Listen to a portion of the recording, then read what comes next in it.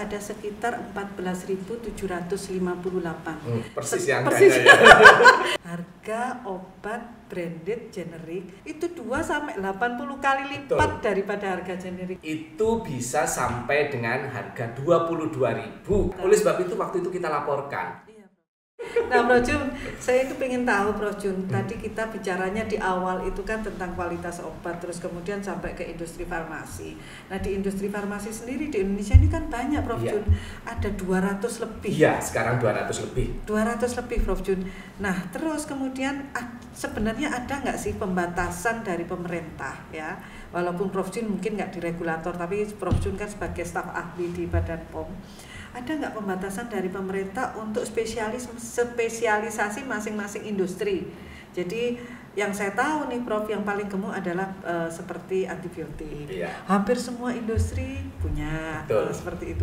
Kenapa nggak ada dibatasi sih, Prof? Iya, ya. Jadi tentu pembatasan terkait dengan skop yang memang boleh dihasilkan industri farmasi itu juga pembatasan investasi juga, kan gitu ya. Oh gitu. Padahal pemerintah itu ingin ada investor membuka peluang-peluang untuk investasi itu setinggi-tingginya, sebanyak-banyaknya. Ya. Nah, oleh sebab itu saya rasa memang iklim persaingan itu yang memang harus dijaga. Ya. Sebenarnya ketika memang pemerintah menetapkan harga suatu produk obat generik bermerek itu sekian kali maksimum dari generik berlogo, itu sebenarnya sudah menyelesaikan. Loh, tapi kan sampai sekarang belum ada peraturan. Belum, ya. Coba diusulkan, Prof. Ya. Karena Prof tadi bilangnya sampai 32. Saya pernah membaca itu tadi, Prof, sampai 80 kali. Iya, ada yang demikian. 2 sampai 80 kali, karena Prof tadi ngambilnya kan average ya. Ya, jadi 32 betul. aja tuh. Ya, kan. jadi nah, itu. padahal kan yang kita penting adalah kualitas obatnya, bukan mereknya ya, Prof. Iya. Nah, ini sekali lagi kita masuk ke kualitas obat, Prof. Nah, kualitas obat ini kalau tidak salah kan ada 2 penentuannya. Pada saat pre-market evaluation sama post-market control. Iya. Nah, ini mungkin bisa dijelaskan, Prof, gimana ini yang pre sama yang post itu seperti apa? Nah, untuk yang pre-market ya, tentu kita bicara mungkin lebih banyak pada generik berlogo dan generik bermerek ya. Kalau inovator itu mulai dari awal. Jadi senyawa itu dikembangkan, kemudian uji preklinik ya, baik itu secara in vitro maupun juga pada hewan, sampai di sana diperoleh data safety atau keamanannya. Ketika memang aman dan efektif, ini baru akan dicoba pada manusia. Nah, ketika dicoba pada manusia itu ada uji klinik fase 1 pada orang sehat, kemudian fase 2 ini pada orang sakit, kemudian fase 3 ini pada orang sakit multisenter.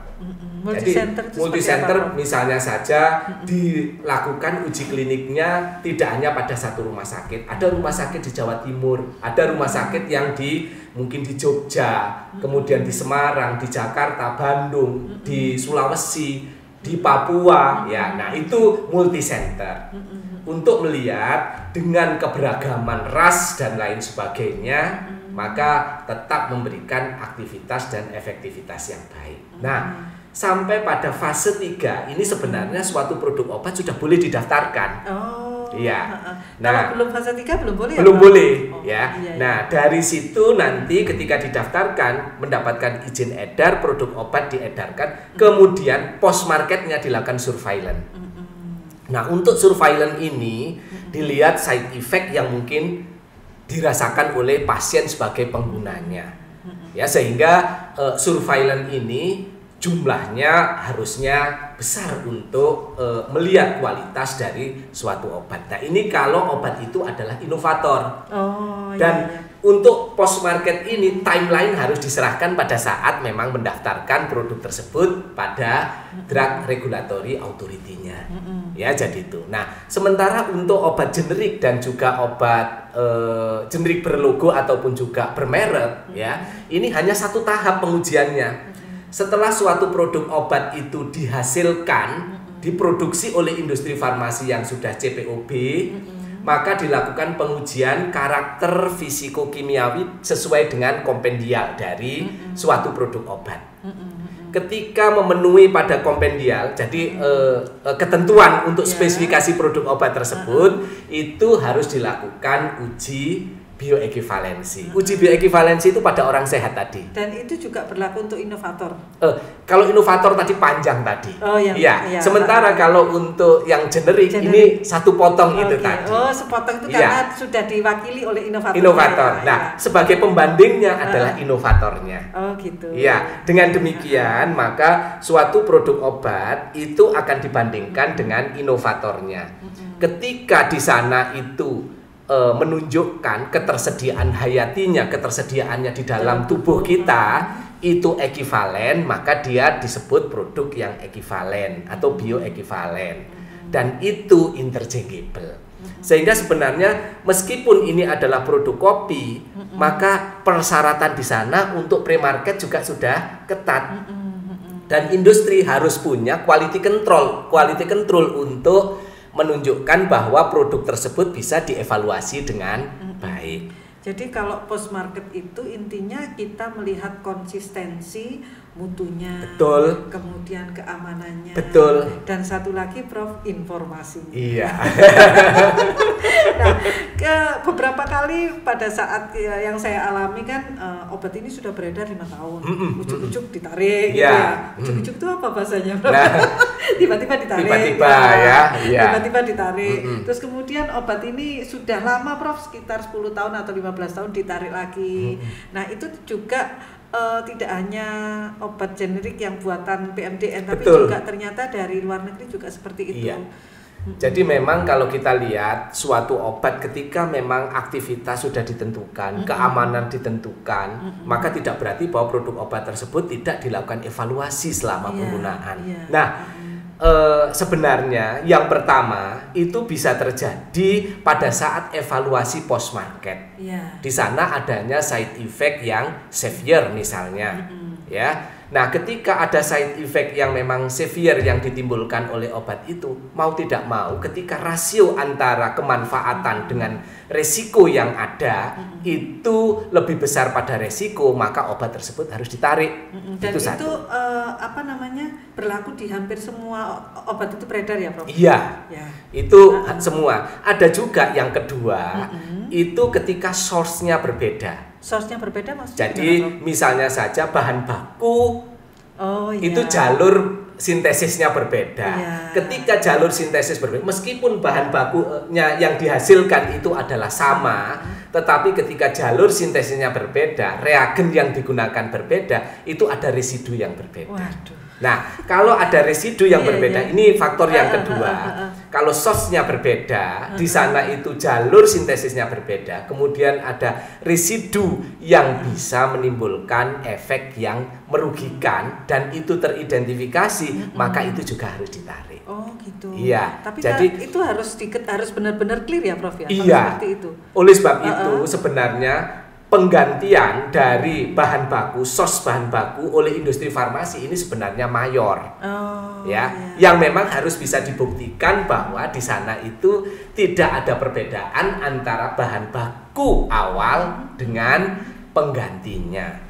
Ya, kan sekarang industri itu banyak mengambil bahan baku yang berasal dari India maupun Cina. Yang mungkin dulu mereka mengambil dari Eropa atau Australia kan gitu ya. Harganya kaceknya jauh gitu. Gitu ya. Saya dengar seperti itu. Ya jadi itu. Nah, itu ketika kan tidak mungkin satu industri bahan baku itu sama semua jalur sintesisnya. Ya. Mereka kan juga tidak membuka bagaimana sintesis untuk bahan baku tersebut. Dan setiap penggantian itu berarti harus dilaporkan ya? Iya. Dan terdokumentasi dengan baik. Betul. Dan harus memang dilakukan pengujian. Prof, pharmacovigilance itu seperti apa sih, Prof? Nah, ini sebenarnya post market itu. Oh, itu ya. Jadi post market itu pharmacovigilance itu. Gitu. Jadi bagaimana sebenarnya suatu produk obat dievaluasi setelah dipasarkan dan digunakan oleh para pengguna obat itu. Apakah memang memberikan aktivitas yang baik, efektivitas yang baik, setiap kali digunakan apakah memberikan outcome yang memadai atau tidak. Side effect juga harus dilihat. Jadi itu. Iya. Nah, sekarang hubungannya sama pandemi, Prof. Iya. Nah, pandemi ini kan luar biasa ya, Prof. Ya, nggak Iya. ada satupun yang tidak terpengaruh, ya, termasuk juga obat. Nah, kadang-kadang saya ataupun teman-teman tuh agak dibingungkan juga dengan informasi yang beredar. Contohnya sekarang, misalnya kloroquine ya, Prof. Iya. Yang setahu saya itu direkomendasi pada saat kedaruratan COVID. Betul. Nah, isunya, Prof, sekarang Iya. ini sudah ditarik. Betul. Nah, memang ditarik. Iya. Bukan isu lagi ya, Prof. Iya, ternyata. memang ditarik. Nah, logika saya itu cuman begini, Prof. Kloroquine adalah obat lama. Iya. Yang risk benefitnya orang sudah sangat paham, tapi tiba-tiba ternyata itu ditarik. Iya. Nah, seperti itu, Prof. Nah, jadi orang jadinya bertanya-tanya pada saat ini ada obat baru, vaksin baru, itu jangan-jangan obat yang baru ini kurang berkhasiat, jangan-jangan obat ini berbahaya. Nah, seperti itu, Prof. Iya. Gimana, Prof? Selalu demikian. Kalau misalnya saja memang ada suatu inovasi, itu biasanya kalangan ahli sendiri terpetakan menjadi 3 bagian. Ada yang memang sangat setuju dengan inovasi itu, tapi paling itu sekitar 40% yang demikian, yang setuju gitu ya. Gitu ya, Pak? Iya. Sementara yang tidak setuju itu kurang lebih 30%. Yang wait and see itu yang 30%. Ya. Prof, termasuk yang mana nih? Oh, kalau saya tergantung datanya. Ya. Kalau datanya meyakinkan, pasti saya sangat mendukung gitu ya, Prof. Sama seperti halnya obat-obat yang mungkin dikembangkan oleh Universitas Airlangga. Jadi di sana sebenarnya obat itu merupakan obat yang sudah beredar, tetapi dibuat kombinasi sehingga di sana ada sinergisme di dalam kerjanya ketika memang mengeradikasi dari virus itu. Itu kombinasi baru. Ya, demikian juga dengan regimentasinya, dosisnya juga baru. Nah, itu sehingga ini bisa diharapkan membantu pada masyarakat pada kondisi pandemi. Bagaimanapun juga kita bisa bayangkan burdening pain maupun sosial bagi penderita ketika memang dikatakan mereka itu menderita COVID-19. Sementara obat itu tidak ada. Coba kita bayangkan, vaksin juga tidak ada. Belum ada. Burdening pain dan sosial mereka sangat berat. Nah, oleh sebab itu ini sebenarnya sangat mulia, suatu ikhtiar yang sangat mulia. Ya, tetapi itu tadi inovasi itu demikian.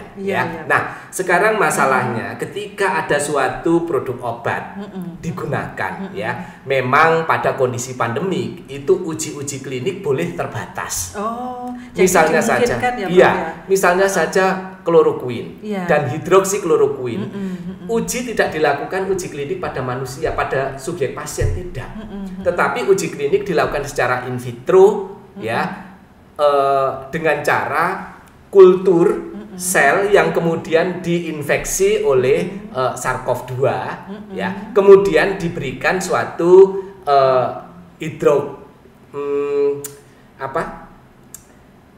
kloroquine atau hidroksikloroquine, ya. Nah, dengan demikian ketika di situ terjadi penghambatan dan kematian dari virusnya, tentu ini bisa digunakan, tetapi dalam skop yang terbatas, yaitu pada masa pandemi ini. Kemudian ketika memang itu digunakan pada beberapa center, ternyata menghasilkan efektivitas mungkin ada, ya, tetapi side effect, misalnya saja QT-nya menjadi lebih panjang, jadi ritme dari jantung, ya, itu tentu itu sangat berbahaya bagi mereka yang punya permasalahan jantung sebelumnya, ya.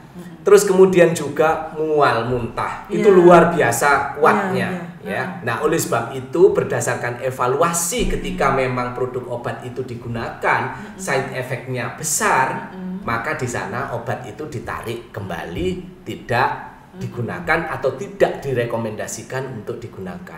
Dan itu sesudah ada obat lain. Nah, jadi masyarakat tidak dibuat kebingungan, ya. Jadi tidak ada masa kevakuman, ya. Iya, waktu itu kan masih ada Rapipiravir, ya, Avigan itu, ya. Nah, dengan demikian Avigan juga demikian. Kalau Avigan itu diuji pada manusia. Jadi ujinya ada di Shenzhen dan Wuhan, sekitar melibatkan 70 subjek pasien, dan menunjukkan bahwa di sana ada masa, ya betul. Kalau rata-rata pasien yang memang tidak diberi rapiviravir, tetapi dia menggunakan standar of care-nya di rumah sakit itu, mereka perlu perawatan 14-16 hari. Tetapi ketika diberikan rapiviravir itu 9-11 hari, sehingga memperpendek dari masa tinggal di rumah sakit. Tentu ini sangat baik, ya. Oleh sebab itu Avigan waktu itu direkomendasikan baik oleh autorisasi obatnya di Cina, kemudian kalau di Amerika FDA, ya, kalau di Eropa waktu itu EMA, sementara kalau di Indonesia juga Kementerian Kesehatan dan Badan POM waktu itu, karena ini kan pada kondisi darurat, ya, sehingga keluar informatorium obat COVID itu ya, yang dikeluarkan oleh Badan POM. Itu sebenarnya untuk memudahkan bagi tata laksana penggunaan obatnya. Nah, terus kemudian setelah rapiviravir, kemudian kan juga kombinasi antara ritonavir dan lopiviravir, ya.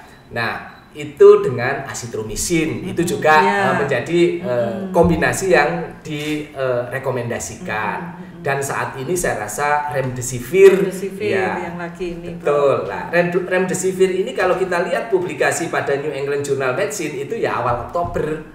Dan di sana ya 2020 Oh ya? Baru ya, Prof, uji klinik dilakukan pada sekitar 1.100 subjek dan memang menunjukkan hasil yang baik. Jadi artinya outcome-nya itu untuk lebih cepat eradikasi dari virusnya dan juga masa inap ataupun lamanya rawat inap di rumah sakit menjadi lebih pendek. Ya, jadi itu. Saya rasa remdesivir pun saat ini kontroversi juga, gitu loh ya. Jadi ada yang memang sangat menyetujui, ada yang memang tidak menyetujui, ya. Tapi tentu report pada New England Journal Medicine itu menjadi pertimbangan, ya. Kita tidak ingin masyarakat gelisah gitu ya. Ya meskipun dari Gilead itu kan harganya mahal juga gitu ya. Nah ini, iya. Dan ini tentu pemerintah ketika memang menetapkan bahwa remdesivir itu menjadi standard of care di dalam penanganan pasien-pasien COVID, maka ya tentu kemudahan untuk akses mendapatkan itu terfasilitasi. Demikian juga dengan pembiayaan yang tercover oleh BPJS juga bisa dilakukan dengan baik, sehingga masyarakat tidak khawatir. Iya, jadi dan kalau kita lihat Gilead itu kan mengatakan bahwa itu bukan komersial kan, ya jadi itu, ya cuman kita ya menunggu itikat baiknya kan gitu. Apa betul memang tidak komersial ya? Jadi ini tidak semata-mata finansial, tetapi ini adalah program kemanusiaan. Ya jadi itu. Nah, jadi itu rasanya ya. Wah, ini kok jadi panjang lebar ceritanya ya. Iya. Oke. Ya. Ini seri kedua ini kayaknya. Nah, Prof, itu baru bicara remdesivir ya, Prof ya. Ini kita jadinya asik ngulik-ngulik masalah obat COVID nih, Prof. Terus bagaimana dengan virus, Prof? Yang sebentar lagi rencananya November nih mau di launching nih. Vaksin, sorry. Ya. Vaksin, Prof. Jadi vaksin ya. Jadi sebenarnya kalau kita lihat terkait dengan vaksin ya, ini memang ada 2 atau 3 jenis vaksin. Yang pertama itu memang diuji di Indonesia. Nah, ketika diuji di Indonesia itu mulai ujinya kan sekitar Agustus ya. Agustus kemarin. Maka evaluasi untuk vaksin itu sebenarnya sampai pada 6 bulan. Ya. Ya, sehingga sebenarnya Februari itu hasil uji sudah bisa dikatakan apakah vaksin ini efektif atau tidak mencegah terjadinya infeksi oleh virus kan gitu ya, sehingga bisa dipastikan bahwa yang memang diuji di Indonesia yaitu belum siap kalau November ini ya. Nah ini nampaknya vaksin yang diuji di Middle East ya di Timur Tengah ada kan juga pengujian. Itu juga 2 produk dari Cina itu juga diuji di sana. Ya namanya juga mirip-mirip itu ya. Ya. Nah, saya kan tidak boleh menyebut merek ya. Nah, diuji di sana memang lebih awal ya pengujian di sana. Nah, tetapi ketika memang diuji lebih awal, maka tentu selesainya evaluasi setelah 6 bulan, karena itu adalah melihat bagaimana antibodi dari orang ataupun subjek yang memang diberikan vaksin tersebut, sehingga pasti perjalanan yang agak panjang. Prof, kalau vaksin ini apakah sama dengan obat ya? Tadi disebutkan salah satu penentuan dosis adalah berat badan. Kalau vaksin ini gimana, Prof? Nah, apakah pengaruh juga, Prof? Kalau vaksin ini sebenarnya lebih mengarah pada menginduksi, ya. Nah, rata-rata di sana tidak akan dipengaruhi oleh berat badan.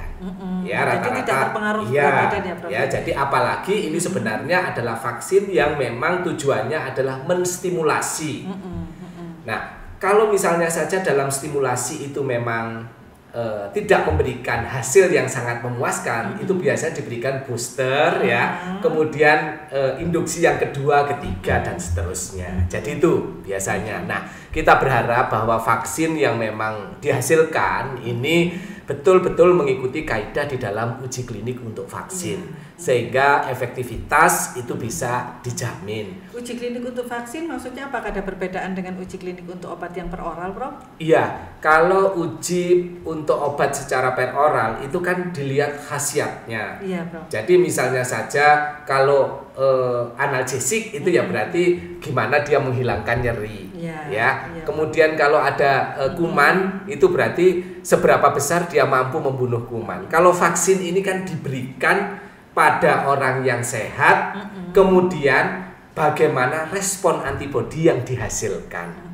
Jadi relatif berbeda pengujiannya. Meskipun kalau kita lihat tata cara uji kliniknya sama, tetapi metode pendekatannya berbeda. Tapi tetap ada uji klinik tahap 1, 2, dan 3 tetap ya, Prof? Iya, pasti. Dan itu kalau untuk obat-obat pandemi ini ya harusnya terdaftar pada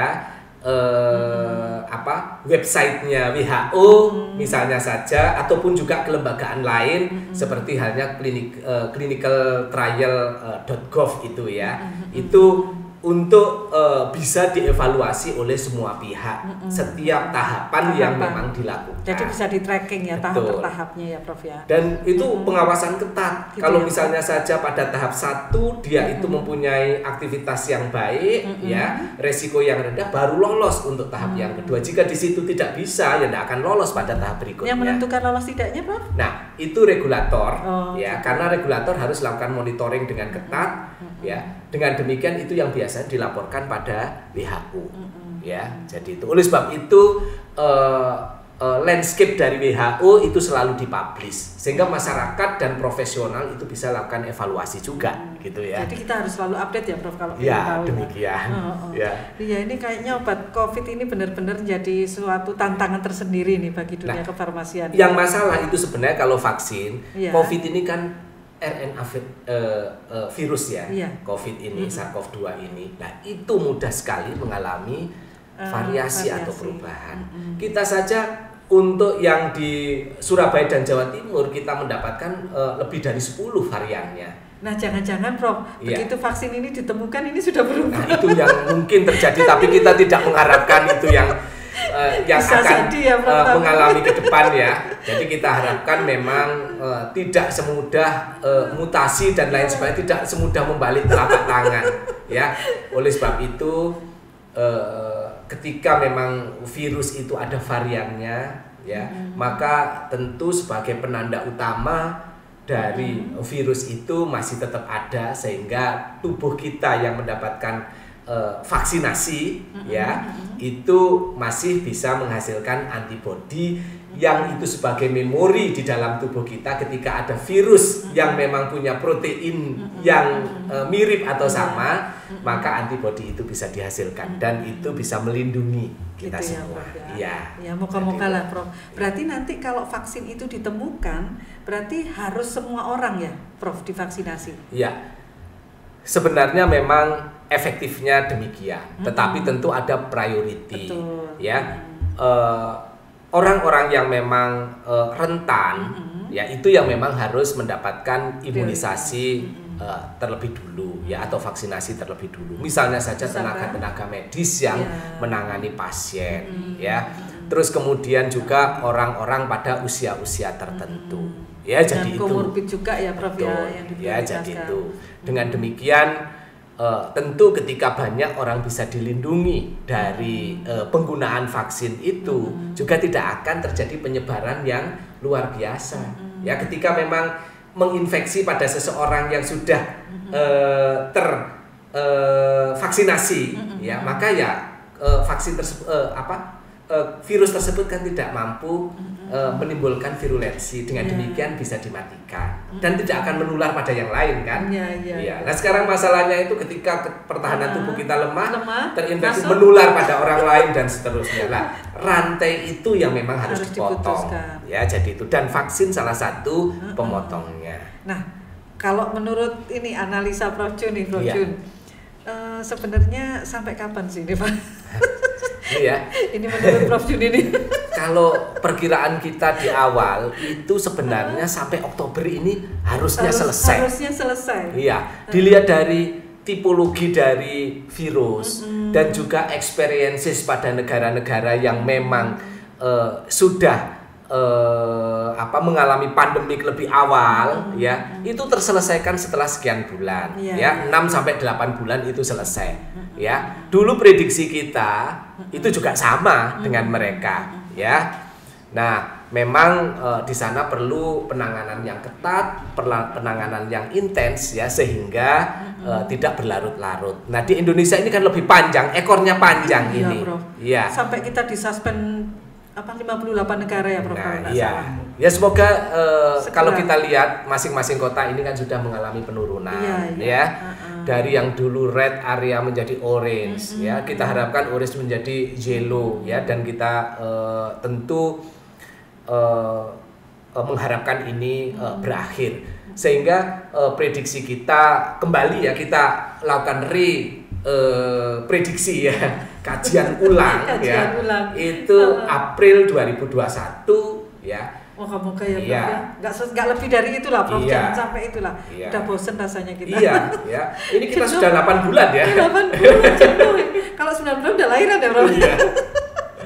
Jadi itu. Itu ya Prof ya. Ini pandemik ini memang menarik. Nah, satu lagi Prof untuk obat pandemik ini. Kunci daripada kunci daripada terinfeksi atau tidaknya dalam masalah imunitas. Betul, ya. Iya.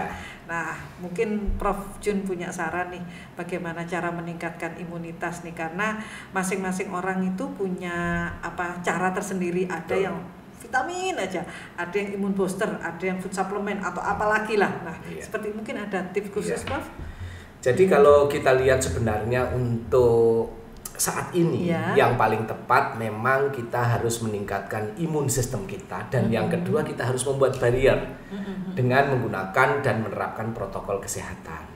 Misalnya saja penggunaan masker. Kalau kita tidak menggunakan masker ini kan kita sudah lakukan pemeriksaan sudah non-reaktif. Nah, dan juga kita berada pada jarak yang jadi itu ya.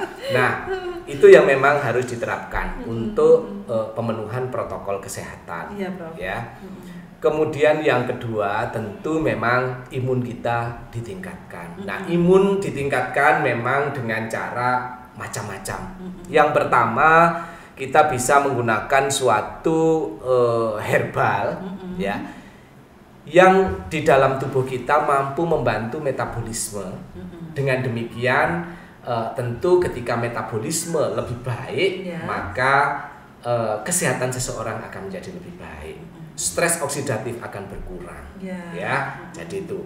Kemudian yang kedua itu bisa dengan vitamin, karena vitamin-vitamin yang ada itu akan memperbaiki juga metabolisme dan sistem yang ada dalam tubuh kita, terutama vitamin-vitamin yang tidak bisa disintesis dalam tubuh kita, yang memang harus kita dapatkan dari luar ya. Dengan demikian ketika vitamin-vitamin itu tercukupi dari luar, insya Allah kondisi tubuh kita baik.